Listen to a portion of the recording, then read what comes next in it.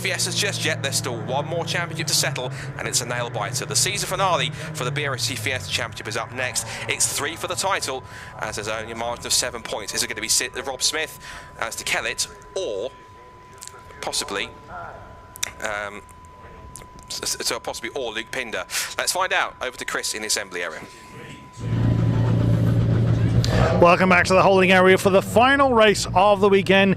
We've just seen the juniors go out. It's now time for the BRSCC Fiesta Championship to have their time in, well, I would say the summit hasn't quite broken through. On pole is car number 46 is Jamie going. Jamie, what a result. You must be quite pleased with that. Yeah, I mean, it's only from a reverse grid, so the main objective really this weekend is for Rob, my teammate, for us to, as a team, to win the championship. So yeah, the task really is get my head down, drive away. Hopefully Rob will do that with me, and then the aim would be for me to get a good result, but the priority really is for Rob to do the best and hopefully secure the championship. So for us as a team to win the championship in its first year, that would be a really good result for us. So yeah, the priority really is what Rob's doing, so I'll be looking out for where he is and what he's doing. Proper team player, can't blame you at all. When the rain started to come down, were you getting a little bit concerned on what you were going to be facing? It weren't me getting concerned, it was Simon Horrobin winding me up. So yeah, me and Simon have been doing this a long time, so it's like a love-hate relationship. But yeah, obviously it's a concern. It's Cadwell, it's narrow, you don't slow down on the grass, you know, so you just got to try and keep it on the black stuff. We can't predict the weather. You know, I've told the teams to put me on wet, so if it all goes wrong, it's their fault. Fair play. Well, Simon Horrobin is the one with the multicoloured door, just remind him of that. Best of luck out there, Jamie. We wish you the best of luck for the upcoming race. Championship leader is number 99. Now, for those paying attention, we have already had a Smith car number 99 out there. Of course, Sid is the one we've just seen. It is now Rob that we are going to have a chat with. Rob, still a good hand on the championship lead, and it's the team championship you're gunning for? Yeah, we just got to try and bring it home. We've had a lot of drama this weekend so far. Got involved in a multi-car pile-up in race 1, and then battled through in race 2. Had a good race 2, battled through, but again had some damage. So I think we're nursing a wounded car, but let's try and bring it home in this race. And you still managed to put it on second position, granted with a bit of reverse grid in there, but even still from near the back, oh, that surely is something to be proud of. Hopefully it's an omen that I was lucky to finish the first race. I was lucky to not get my splitter ripped off in the second race. So let's just keep the fingers crossed for one more race. 15 minutes of action. Let's hope we can all keep it on the track and bring it home. Best of luck out there, Rob. He's certainly not wrong. He is going to be 15 minutes of very, very intense action out there for the Fiestas. Car number 88, John Cooper, starts in third position. John, how are you feeling ahead of the final race of the weekend? Hopefully it'll be a good race, keep it clean. I'll try not to get too involved with championship battle and see how we finish. Well, you don't really have a choice, really. In that one, you're staring them on the tailpipe. So when the rain started to come down, did you think you were going to have to make any changes, tyres, strategy, anything like that? To be honest, I was hoping it was going to carry on raining because I quite like it when it's wet, so I seem to be struggling a bit in the dry this weekend, but we'll see how we get on. Well, best of luck out there, Mr. Cooper. And away they go, well, very energetically for number 88, John Cooper. For the final time this weekend, we hand it over to Scott Woodwis in the commentary box. Thank you very much, Chris. Yeah, the final race of the season for the BRSCC Fiesta Championship. Welcome to those watching on the Fiesta Championship Facebook page. This is it. This is the championship decider, and it's getting pretty close and pretty tasty at the top of the points. As we calculate it, it is a 9-point gap between the top 3, because of course at this race, this weekend, you cannot drop any scores from these final 3 races here at Cadwell Park. So it's all down to literally where you finish is what you score, and ultimately is what gives you the results that you need. So as we calculated going into this race, Rob Smith still leads the championship despite all the drama that he's been involved in with 542 points. Luke Pinder is 7 points behind on 535, and Alistair Kellett is third with 533. Now the main advantage of Rob Smith is two things mainly. One, he starts on the front row of the grid, as you can see, and two, the person alongside him on pole position is his team boss, Jamie Going. So I think he's already signalling to Rob Smith to say, let's go and get it. You did hear the Rob say he thinks he's carrying a slightly wounded car, but he still managed to score the points he needed to pick up the results in order to really keep himself in contention. So all he really needs to do is if he can at least finish ahead of both, if he finishes both ahead of both Kelly and Pinder, that's pretty much it. He outscores them both, and that's him as provisional champion. One of the scenarios could be if Pinder gets it. We'll get into more scenarios as we get that, because we've just got the grid on the screen. So with the reverse grid draw, the top 7 is reversed. So Jamie Going starts on pole alongside champion leader Rob Smith. Then it's John Cooper and Stuart Robbins, followed by Dominic Bush, and then the two main contenders for Rob Smith's championship charge, Alistair Kellett, who starts in 6th, and Luke Pinder, who starts in 7th. Ethan Rogers looks all set to confirm himself as the top ST150. He starts in 8th, ahead of Dylan Hotchin and Marlo Cordell, who start on the 5th row of the grid. Row 6 is set to be behind them Simon Horrobin and Bryony Davis. And then on the 7th row of the grid, we are looking likely to see, hopefully if he's available, Zachary Lucas. If not, it'll be Matt Chambers all by himself. And then the next car on the grid should hopefully be, that's it, just for the field. And you're looking on the grid, I think potentially, Zachary Lucas's car is there, so incredibly they've managed to get it together. So from the cars that we had in the wars, including 2 that we had off in testing, sadly, Spencer Stevenson and Marco Ricci, who were entered for this weekend, sadly weren't able to participate due to some issues in testing where they both had off, so that was their weekends done rather prematurely. But for the 14 cars that we still have on the grid, they're all set for what could be quite a nail-biting and heart-stopping season finale. 9 points between the top 3.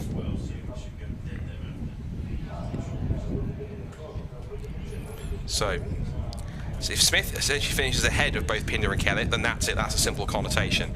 If Pinder wins the race, as we see there, James Pope has been called, and that's one of the Fiesta Juniors whose season didn't quite end the way he wanted it to in that last race. In the scenario there, if Luke Pinder wins the race and he gets, let's say, wins the race and gets fastest lap, and that would put him on 587 points. If Rob Smith finishes 2nd, I'm doing this actively on my point spreadsheet, so it's calculating it for me rather than doing me trying to do rudimentary GCSE maths. Now then, if Luke Pinder wins the race and gets fastest lap, Rob Smith can finish 2nd, and it will give him the title provisionally by a point, but it has to be 2nd place. If he's 3rd or lower, and Luke Pinder wins with fastest lap, the title provisionally goes to Pinder. Now, if Kellett wins, let's take that scenario, and he gets fastest lap of the race. Let's work this one out. So he'd be on 585. If Rob Smith takes 2nd place, that's 46 points. That would mean that he wins the title by 3, but of course it also depends on what Luke Pinder does, because if Luke Pinder also, say he finishes 3rd, where does that put him in the points table? It puts him on 577. So the scenarios are essentially is that in an ideal situation is that if Rob Smith can stay ahead of both Pinder and Kellett, he is provisional champion. If either Kellett or Pinder win and get fastest lap, Rob Smith essentially has to be 2nd. If he's 3rd or lower, it then means he's got a very serious chance of losing the championship. I will just double check what the connotation is if Kellett wins and Rob Smith is on 42 points, which is 3rd place. Yeah, that scenario, if Kellett was to win and get fastest lap and Rob Smith was 3rd or lower, it means that Kellett will get the title by a point as well. So it all depends really on essentially what those 3 do. Those are the 3 cars to watch out for.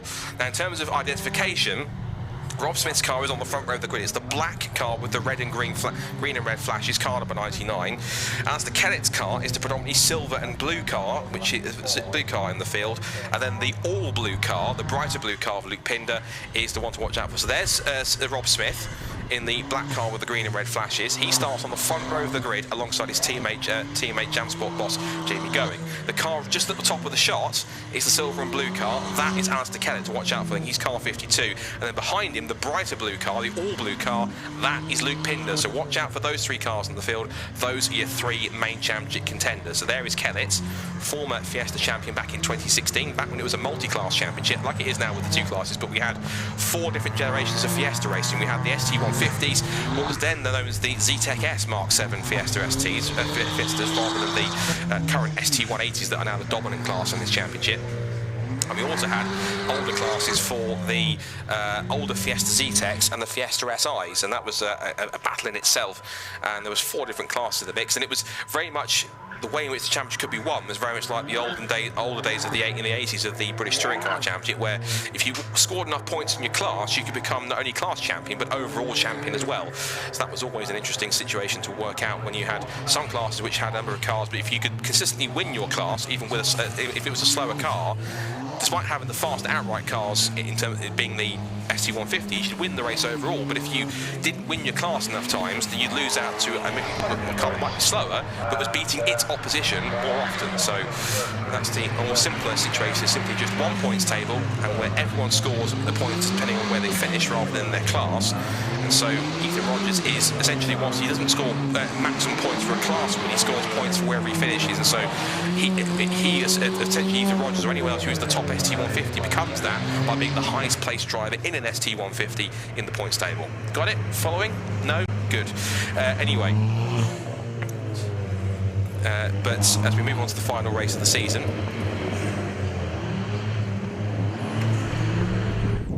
it's going to be quite an exciting one. And what the great thing is that this Fiesta Championship with these brand new turbo Fiestas, it really has inspired not just existing drivers in the mix, but a couple of new ones as well to get involved and see returning drivers in the field too.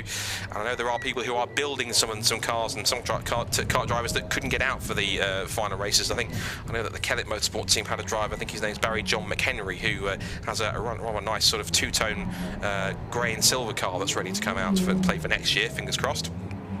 So plenty more of these turbo cars ready to come on board. And of course, I'm sure we'll see more of the ST150s back as well, as you get 1 or 2 drivers possibly graduating from Fiesta Juniors and coming up through the ranks. So it's going to be, hopefully, quite a thrilling final race of the season. So 3 drivers for the title. Let's see who picks up. It's either going to be Smith, Kellett or Pinder, who will leave today as provisional Fiesta champion.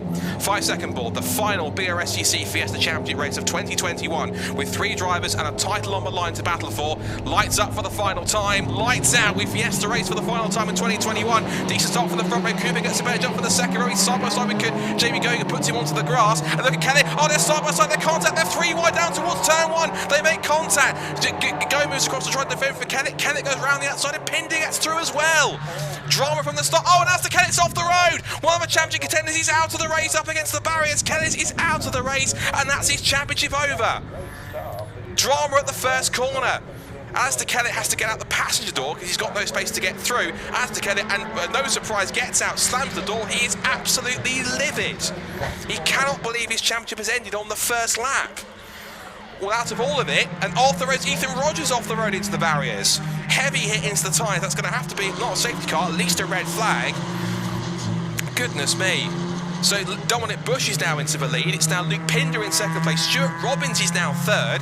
And crucially, Rob Smith is fourth. Ethan Rogers gets out. Hopefully he's okay. It looks like the car can take quite a hefty whack into the tyre barrier. And we'll have to wait and see. Now, I wouldn't surprise you. Yeah, red flag. Race has been stopped. So, well, what drama. And John Cooper's off the road as well. He's out of it too. And that's on the road down to Mansfield. So I'm not sure what happened there when they approached out of the gooseneck. They must have been side by side, but goodness me, that is a rather eventful start to that final race. Not quite the start anyone wanted to see at all. Thankfully, the rescue unit crew is on the site to at least quickly attend to Ethan Rogers to make sure. Ethan Rogers having, you can see him just to the right of shot, just I think just laying down. I think he's possibly a little bit winded, so hopefully he's okay. But there's Simon Horrobin and his sort of re-patched up ST240. Well, we always knew there was going to be drama, but didn't think it would happen right at the first corner. And unfortunately, through all of it, it's I'm afraid, taken out one of the championship contenders out on the spot. So looks like there was there possible? Well, the race has been stopped on the first lap. So what it will do is it will give. Everyone's going to come through now. Jamie Going's come back through. He's got a the right front puncture. So this is probably going to have to be a quick change for the team. The Jam Sport crew will get onto this pretty quickly. Jamie Going, though, was it all kicked off initially as John Cooper got a good start from the second or third row of the grid. Jamie Going went to go and cover. The two cars kind of rubbed, and John Cooper was off onto the grass. Then he went 3 abreast. You had Jamie Going on the left, Alistair Kellett on the middle, and Rob Smith on the right. And initially it was Kellett who went in as the leader, and he went side by side with Jamie Going, and the next moment you knew it, again it was off camera, but again I don't want to presume there was contact, but whatever happened, contact or not, it ended up with Alistair Kellett off into the barriers. So it's not for me to speculate. I'm not a clerk of the course or the steward, I'm just the commentator, so all I can do is just simply not presume what happened, but kind of essentially just say what we see, and what we've seen was Alistair Kellett off into the barriers. So there is going to be a tyre change going on for Jamie Going. They're under red flag conditions, so as they did yesterday for Rob Smith, and they're changing both tyres on the right hand side. They're switching around the right rear onto the right front, and they're also putting on a fresh right rear, and that's interesting because it looked like it's a slick tyre on the front and a wet on the rear. So that's interesting. I didn't think you could switch tyres around like that, but we'll wait and see. One thing we can feel initially is that Alistair Kellett will score no points from this race, so it now becomes down to a straight fight between Rob Smith and Luke Pinder. And as they came into this race, 7 points between them, so essentially, as we say, if Luke Pinder does, based on where they were, let's just say, for example, if they finished where they were at the time of the red flag. So at that point, it was Luke Pinder was second, he would have had 46, and it would have been 38 points for Rob Smith. If it stayed as it was, then it would have been Luke Pinder winning the title by a point. 580, this is provisional, of course, we stress provisional, and then Rob Smith at 580. So Ethan Rogers there, who, again, regardless of the severity of the incident, would have always been at least be taken to be checked over at the medical centre by the chief medical officer. John Cooper would have been frustrated after his incident. The other rescue unit is on its way, just leaving out of the holding bay for Parc Fermé here, so it's on its way to take a look at the incident. There was some damage on the front of Rob Smith's car that was patched up, that he elected to start from the pit lane in order to stay out of trouble and bag the points that he could, because he knew if he got involved in any battles, then it would have been a potential for him to get involved in some possible issues with the any battles around him in the pack. So whereas Jamie Going is confident enough to start from the pole position again alongside his teammate and potential provisional champion-elect. So the 1 minute and 30-second boards have both gone up to the field. Now the green flag is flown at the top of the starting gantry, and at long last we can get the cars back out onto their formation lap to get this restart for the BRSCC Fiesta Championship underway. Now, from what we understand, looking at the standings, because we've got the time to do so, and because we only completed less than 1 lap, we are going to get the full 15-minute quota, which is good to see. So the clerk of the course decided, because we have the time and the light to play with, that we can get this race completed in its entirety, which is great to see. So we'll quickly run you through back again where everyone is set to start from this race. Of course, we'll also detail who is not set to be on this grid for this third race. So again, as a reminder, the grid was set by the results of race 2, but with a random draw taking place and the tops after that race, and the top 7 being reversed. So it meant that whoever finished 7th started on pole position, and vice versa, whoever won starts back in P7. That means that despite his issues in race 1, in that first start, Jamie Going will once again start on pole position for Jam Sport. Alongside him is championship leader and teammate Rob Smith, who will start on the front row of the grid in car 99. Then we go to the cars that are sadly missing. John Cooper was due to start in 3rd on the grid, but He got caught up in an incident on that first start. He will not take the start, and he's empty on the second row of the grid, which means Stuart Robbins is there by himself. Dominic Bush is on his own on row 3 because we have no Alistair Kellett, sadly, so he was out at the second corner, so he's a non-starter. Luke Pinder is on the 4th row of the grid, and he's on his own too because Ethan Rogers, we saw, was off in the barriers on the Park Straight, which means that he will not take the restart either. His car's on the back of the recovery truck as well.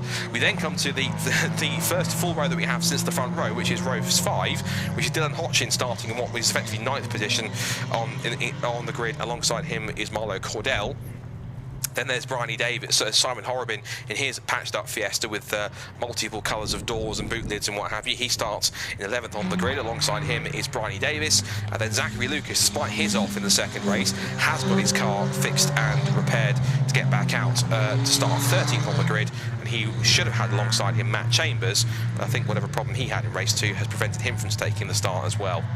So a couple of wounded cars out there. I did notice also as well, I think that Simon Horrobin has had a rear bumper donated to him by David Nye. So I think David had more of a frontal impact rather than a rear impact. So the rear bumper, that's why I got a bit confused earlier on, because I saw the rear bumper and I presumed for a second it might well be David Nye, because I recognised the bodywork on the sponsor, but it's actually just the fact that Simon Horrobin has borrowed the rear bumper from David Nye to get his car repaired, and so it's kind of bits and pieces of other cars. He's got a white bonnet, he's got, I think, red wing mirrors. He's also got a blue door on his driver's side as well. There it is, look, patched up. It's quite a heroic effort, I have to say. Well done. I think he's also drawn on the side of the rear of the car. He's got motorsport on the side on one door. He's also drawn, I think, in permanent mark or some kind of pen on the side. He's drawn the word specialised. So he's kind of made it clear which team he's driving for, which is brilliant. Ever a character is Simon. Oh, and Matt Chambers is there as well. That's good to see. So Matt has made the restart, which is excellent. So he's on the grid too. So the cars make their way onto the grid. And remember, we are without John Cooper, Alistair Kellett, Ethan Rogers, and that's it pretty much in terms of the 3 cars that we lost from that sequence. Everyone else is going to get into position. So a reminder once more, with Alistair Kellett no longer able to take the restart and out of the championship contention, it now is a straight fight between Rob Smith and Luke Pinder. Provisionally, they go into this race 7 points away, with Rob in front of Luke. How we've decided and how we've worked it out is that if Rob finishes ahead of Luke, that's it. If Luke wins the race, either Rob needs to be second or he could be third with the fastest lap of the race.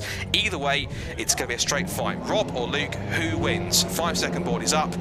Take 2 for the season finale. Red lights on. The final race of the season gets restarted underway at Cadwell Park. It's a decent getaway from the front row of the grid. It's a decent getaway initially from Rob Smith. But look at Stuart Robbins from the second row of the grid. A brilliant launch. He's side by side with Jamie Going down towards turn 1 for the first time, and Rob Smith will lead and into Copper's corner for the first time. It is 2nd place for Jamie Going. It's 3rd for Stuart Robbins, and 4th for Luke Pinder. Gets a little bit of a bump in the back of Stuart Robbins there, does Pinder. He loses a bit of momentum. Now he's got Dominic Bush behind him, his 2010 Racing teammate, who I'm sure will act as rear gunner to try and give him some help. And then Simon Horrobin got a good start from towards deep in the field, as did also Zachary Lucas. So the STG4 is already towards the front of the grid, as Zachary Lucas is up there into 7th place. But there's Rob Smith where he needs to be, in the lead. And crucially, he's got his rear gunner. Jamie Going is in 2nd place. Luke Pinder is up to 3rd. But as it stands right now, Smith is ahead of Pinder. If he's outscoring him, that is provisionally Rob Smith the champion, but we've still got 14.25 minutes to go. So as we see on that first start, as we saw earlier on in the weekend with the incident on lap 2 when we had all the fluid down at Chris Curve, it is never going to be that simple in the rest of this race. Dominic Bush up the inside of Stuart Robbins down for 4th place. That's Robbins down to 5th now. And here's the crucial bit. Jamie Going will have to try and play a rear gunner here and defend for Luke Pinder, because he knows that Pinder will go after it's Rob Smith the second he gets past him. So all Jamie Going can do here is try and defend as best he can. Look at that, he's trying to bulk and try and back up Luke Pinder into his teammate Dominic Bush. As Pinder goes one way, then the other to try and get through. And Going here knows exactly what his job is, and so he's going to try and do as best job he can to try and hold him back, obviously within the spirit of the rules, of course, as he comes up through the hairpin. Rob Smith immediately, look, he's trying to pull away here, wounded car or not, he's doing exactly the job he needs to do, which is to pull away, get a lead, and hope that Luke Pinder, if he does get through, by the time he doesn't get through too quickly, and that's quite enough for a gap to try and hold on. So Smith leads the way then, Jamie going in second place. The gap at the end of the opening lap is 2.6 seconds already. It's in towards Coppice Corner. Pinder dancing around the rear of Jamie Going's car as he tries to get through. Tries to look up the inside. Dominic Bush is in there, and Pinder just backed off a second. He was preparing for a better, earlier run on the throttle off of the Charlies on towards Park Straight. Line astern, second, third, fourth and fifth. Here's Stuart Robbins dropping back now as you've got Zachary Lucas trying to get past him as well. Smith goes out of shot. Second and third all together. Pinder again moving this way and that, trying to force a mistake from Jamie Going, who is really playing the cork in the bottom here, but he needs to do that if he can, to try and force everyone to back up behind and allow Rob Smith to get away, because if Luke Pinder does get through, what he's going to try and have Rob Smith is by the time he gets through, he wants a big enough gap that the Pinder can't close it in quick enough. Through the gooseneck, second, third and fourth together, and Pinder gets sideways on the exit over the bump. He's now under threat for Dominic Bush, and Simon Horrobin's in there as well in 5th position, with Zachary Lucas 6th and Stuart Robbins in 7th place. For the ST150s, Dylan Hodgins is in the lead there. He'll be on course to win his first race if he can hold on in the class, his first senior win. And there's Marlon Cordell 2nd, Bryony Davis is 3rd, and Matt Chambers is 4th. The third should be more than enough to essentially provisionally give Bryony the second best placed ST150 in the pack. There goes Rob Smith, trying to pull away here as Going holds up the rest of the field. And plays rear defence for the rest of the pack, particularly for Luke Pinder. He knows exactly, Luke Pinder knows exactly what's going on here, so all he can do is try and find a way through and try and hoodwink and try and surprise Jamie Going and try and play with his own game and try and find a way through. Rob Smith, fastest lap of the race, across the line they go. That's exactly what he needs to do. That's the maximum 52 points. That'll be good enough for the championship. Here comes Pinder, has another look, and Jamie Going knows exactly where to put that car, right in the middle of the road, and leaving Pinder nowhere to go, because in the middle of the road there's not really a big enough gap for Pinder to squeeze a Fiesta ST180. Out of Charlie's, now down the run up Park Straight. Dominic Bush is staying close, as is Simon Horrobin. Zachary Lucas has pulled away. But there's your championship leader, Rob Smith, leading the way with fastest lap of the race, doing everything he needs to. He just has to keep the car on the road, keep it tidy, and if he can take his second win of the season, it will provisionally give him the championship here. Jamie Going, provided he keeps it all above board, is doing everything that he needs to for his team to keep Pinder and co at bay. As long as he's not throwing any moves that would be questionable by the clerk of the course, essentially, if he just keeps the car in all the right places at all the right times, that's all he can do and all he needs to do, because it's up to Pinder to find a way through. And again, weaving this way and that, but Jamie's been here before, playing the team game here, where Smith turns his way through, over the crest, and here comes Going and co. Again, just do what he needs to do here. Lucas has caught the back of Simon Horrobin. There goes Stuart Robbins in the mix too. Just past the commentary box position here, just hearing those turbos chirping away. Brilliant sound for these ST240 class cars. there's the crudely drawn Specialized on the rear corner of that Simon Horrobin car. Ever accounted with Simon. So Smith then, the gap across the line last time was 4.2 seconds. Across the line goes Smith, another new fastest lap of the race, one went at 40.497. This is perfect. It's exactly what he needs. And Zachary Lucas now takes it back again, one at 40.480, so it's now 50 points for Rob Smith. As it stands right now, Rob Smith would have 50 points for the win, Luke Pinder is 3rd and would have 42. So it's an extra 8 points gained. It would mean that at the moment, Rob Smith would have 592 points compared to 577 for Luke Pinder. It would be a 15-point advantage. But it could be eaten into if Luke Pinder can get through. He can take an extra 4 points away. And down the outside line, there's almost contact. He's sideways up into the complex at Park Corner, and somehow Jamie Going not only holds on, but then actually holds on. And then Luke Pinder gets a bit of a friendly bump from the rear from Dominic Bush. Come on, Luke, get back onto his tail. I'll give you a nudge. Bang, up the rear. A friendly nudge there from Dominic Bush, I assure you, being his teammate. So it's getting very tumultuous out there between these two. Particularly as Pinder, he knows he's the quicker car, but if Jamie Going is putting his car defensively in all the positions he needs to do so, and isn't trying to, throw the block too hard or run off the red, etc., all he's doing is simply just putting the car defensively where it needs to be, and it's down to Pinder to get past it. That's all he can do at the moment. Over the crest, down past my commentary box position, into the Hall bends they go. 8.5 minutes left. ST240s all together now, apart from Rob Smith, who is just pulling away here. Get the that gap ever increasing. In the ST150s, it's still Dylan Hodgson with quite a margin over Marlo Cordell in second place, and then followed by Bridie Davis, who's quite some, almost 30 seconds back, and she's about 7 ahead of Matt Chambers in 4th. 8 minutes to go. Gap now between Smith and his team boss Jamie Going is now 4.9 seconds. So it's a 5-second margin. The only real question is how quick is Pinder in clear air. If he's that much quicker, he might well catch Rob Smith. But again, the task is not just catching Rob Smith; it's passing him as well. And all Jamie Going can do is put his foot down, put his car exactly where it needs to be defensively, provided he's not doing anything questionable that could raise the eye of the clerk of the course. He's not doing anything wrong. He's simply just defending his car. Up the inside goes Simon Horribly. Big late move up the inside from Simon. Car was swerving around under braking, trying to get it stopped, but thankfully he did. That's up to P4. So the double race winner from Donington is back into a possible 4th place, but then he backed off a little bit going into the exit of Chris Kerr, into the gooseneck, and then Dominic Bush looked for an opportunity up the inside, but then backed off right at the last minute. And again, Horribly just braking as he holds in, and you might be noticing why the hazard lights are coming on. That's if you ever braked severely hard, if you see someone brake severely hard on a road car, you'll know that the brakes are hard, it can automatically trigger the hazard lights. Well, that's the feature which stays essentially activated in some of these Fiestas. So when they hit the brakes, they're essentially braking so hard that the hazard lights come on. So it's not a fault or anything, it's simply just a mechanism in the car from the road, left over from the road car, which hasn't been taken out. So whenever they brake that hard, it's not them signaling to the driver behind, it's simply just because that's just there for what it was before. So you can tell them he's stamping on the pedal when that happens. It's quite a good signal actually to show you how hard they're braking. 6.5 minutes to go. Smith lapping pretty consistently. Personal bests in from Going and Pinder. Simon Horribly puts a new fastest lap of the race in 1 minute 40.382, so he's in the mix now as well. Again, Luke Pinder currently would score 42 points. And up the inside for position. There's contact between Bush and Horribly. These two used to be teammates at Specialised Motorsport. Not anymore, they're not, because as they try to get back on the circuit, Bush tried to turn across. There was contact again. So a little bit too ambitious there for Dominic Bush, I think. But that now has, incredibly, all of that has released battle for 2nd and 3rd. So arguably, incredibly, 2 drivers that could have challenged for a potential podium place have taken each other out. And it now leaves Smith versus Going versus Pinder now for 2nd and 3rd. Over the crest, and down the hill. Again, Pinder's car still sliding around a little bit, but he's still pushing as hard as he dares.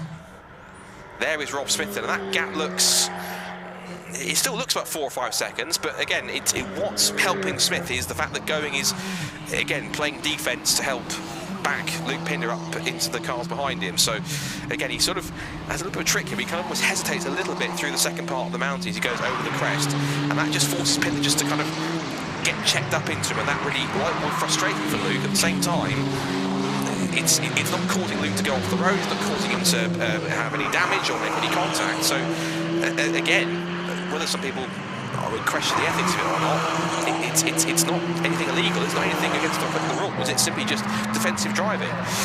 There's Dylan Hodgson, who's currently leading the way in the ST150s. He will take, I believe, his first win. Now that's crucial. Luke Pinder has just taken the fastest lap of the race. Now that changes things a little bit because it now puts Luke Pinder on 44 points. So it now changes the gap that it would be from 15 points to 13. So it now changes it again. So it looks like Jamie was equally quick, and I think probably it was a personal best, but it's or it would have been the fastest lap of the race, I think. Let me look at the timing screen here to double check that.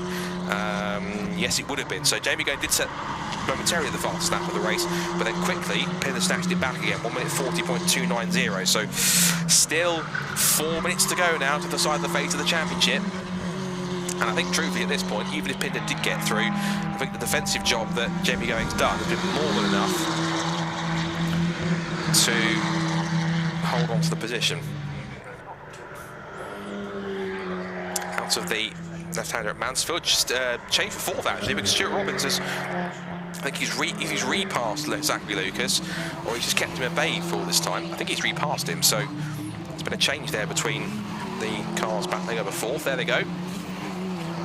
Luckily Lucas, whose car is, there's a couple of bits donated from Marco Ricci's car, I think, in the same stable. So I think there's been the right-hand door, I think, has been donated on to Simon Horribin's car. The front and rear bumpers have come from Marco's car too, I think, but I'm sure Marco will get them back for next season. And now what's interesting, Jamie Going has now pulled a small gap now to Luke Pinder, so I'm not suggesting that's Pinder kind of pretty much succumbing to the fact that he's going to be second best, and that also helps Rob Smith's cause, but the fact that he's now picked up, Jamie Going's now picked up the fastest lap of the race, so it's back to scoring 42 points for third place for Luke. But what it also means is that maybe Luke, if he can come back at him, all he can really do now is just pick up the best of second place, because we've got, I think, pretty much 2 laps to go in this season finale of the 2021 BRSCC Fiesta Championship. So again, hazard lights flashing. There's a lapped car to come up. I think that's Matt Chambers in the ST150 coming up to put a lap on. Whether he'll prove a factor in this battle of a second, we'll wait and see. But the one thing which has certainly been proven in with these new cars is just how competitive several drivers can be. It's quite incredible. And this is interesting. Jamie's kind of he's taking his time at getting past Matt Chambers, but he's also boxing in Luke, trying to get past him. So, and also look at Stuart Robbins, the way he's just arrived on the tail of them, and he's brought Zach Lucas with him. So, is there a chance Stuart Robbins could get a podium here? It all depends on what happens when Jamie Going can hold him off for the next lap and a bit. So the gap between first and second, Smith has just gone through the Hall bends now. What's the gap time? It's 4.4 seconds. So Smith he's not pushing, he's still going at a strong pace, but he's not going so hard when he's damaging the car or backing off completely. He's still doing 1 minute 40s. Horribin actually set a new fast lap of the race. He's flying at 1:39.2. So by far the fastest car. There he is at the back of the shot. You can see him in the grey car just coming through now. Now the battle for second place goes through, but we're on to the last lap of the season now. And Rob Smith has now got a lead of 4.9, nearest neighbourhood difference 5 seconds. So, and Stuart Robbins, careful. I don't think he realised he was that far enough past. It wasn't as far along past Bryony Davis as he thought he was, and made a little bit of contact. And poor Bryony was just trying to stay out of the way and keep out of the faster car's path to allow them to put a lap on her. So thankfully she avoided any potential issues there. But there is Rob Smith. Oh, what a weekend he's had this weekend, having had that incident in race 1 and then losing the points in race 2, coming back in 6th position. But the reverse grid draw was kind to him and to his team boss Jamie Going, because they managed to perch them on the front row of the grid together. And then since, despite the incident in the first start, in the second one, it's really played into the hands. Jamsport really have played the team game here, whereas, you know, whilst Pinder's continuing to swing this way and now to try and find a way through, he still can't do it. And Jamie Going has perfectly played the defensive role here. And again, hasn't blocked purposely, hasn't pushed people off the road, simply just put the car in all the right places it needs to be in. But Rob Smith, who will, I'm sure, be the most relieved person in the pit lane here, after such a hard weekend full of so many dramas and efforts here, he's going to try and hold on. Looks like Luke Pinder was a little bit ragged on the exit of the mount. He's under pressure with Stuart Robbins here, but up to the Hall bends for the last time. What a season it's been for these brand new turbo cars. Really has reinvigorated the Fiesta Championship.